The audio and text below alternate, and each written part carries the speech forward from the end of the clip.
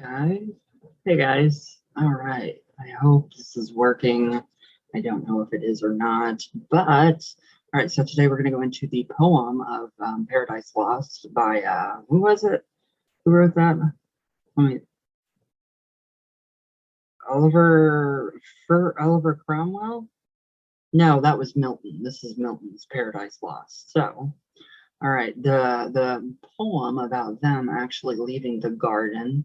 So the world was now before them, where to choose their place of rest, and Providence their guide. They hand in hand with wandering steps and slow, through Eden took their solitary way. Now, I'm kind of funny here. It's swallowing my hair like a blob. Okay, that's all right. So now, although weary and chastened, Milton's Adam and Eve seem on the brink of a great adventure as they resignedly turned their newly clad backs on paradise. The world was now before them. Anything could happen now. They were no longer institutionalized and free to go and do as they pleased. So they didn't have anything to worry about. They were out of the garden. They didn't have anything to worry about with whomever, with this Yahweh, this terrible, vengeful, wrathful God. So they might be cursed and even damned, but they had a glimmering of hope. Yet, although, as the French writer Jean Markel notes of our progenitors, in discovering evil, they also discovered good. So he goes on to remark astutely, men now feel guilty. Guilty of what? We have no idea. Nobody knows. Nobody knows why men feel guilty about anything. There we go. I'm not so much like floating away my head. I just like the one whoosh. There we go. My hair's back. So now after the fall, this is really interesting because after the fall, I mean, I would not want to be in the Garden of Eden, would you? I would not. Now, it will not be an easy journey. Adam is condemned to a life of painful toil with the brutal reminder, quote unquote, dust you are and dust you will return, unquote. According to Christian theology, their fall is the original sin with which we are all burdened, even indeed, especially newborn babies. Why would newborn babies be? That is just the stupidest thing I've ever heard in my entire life. Makes no sense whatsoever. So, who arrive in this world as kicking, screaming parts of Eve's curse. Now, not to mention the very fact that their existence in the inevitable evidence of parental intercourse. Birth itself was shameful. It was though only in the 1950s that pregnancy was mentioned only in polite society. Before that, euphemisms such as being in an interesting condition applied, and even then, some blushes were expected. Wow, was that shameful?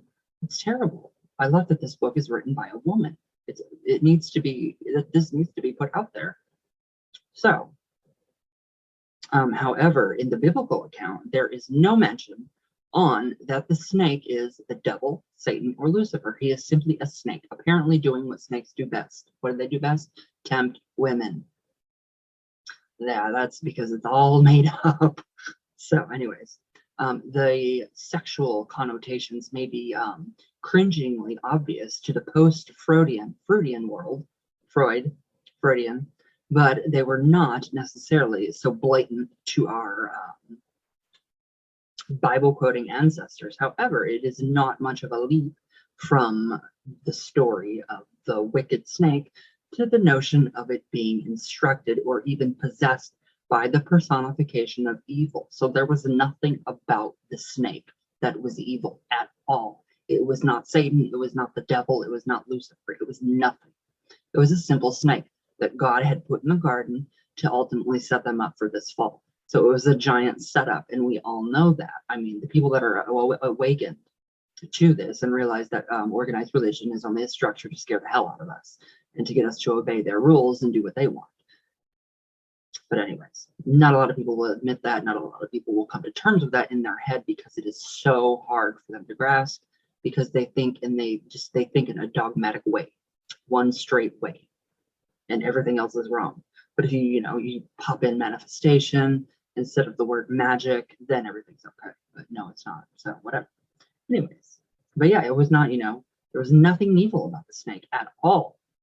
So whoever or whatever that might be, Milton makes the point clear in his description of the serpent and, or rather, Satan in the serpent. So the identification of snakes with evil is so ingrained that a serpent, tongue flickering horribly, simply had to be the symbol for the Hogwarts, house of Slytherin, alma mater of all magicians who sent the bad to the bad in Harry Potter, whatever novels.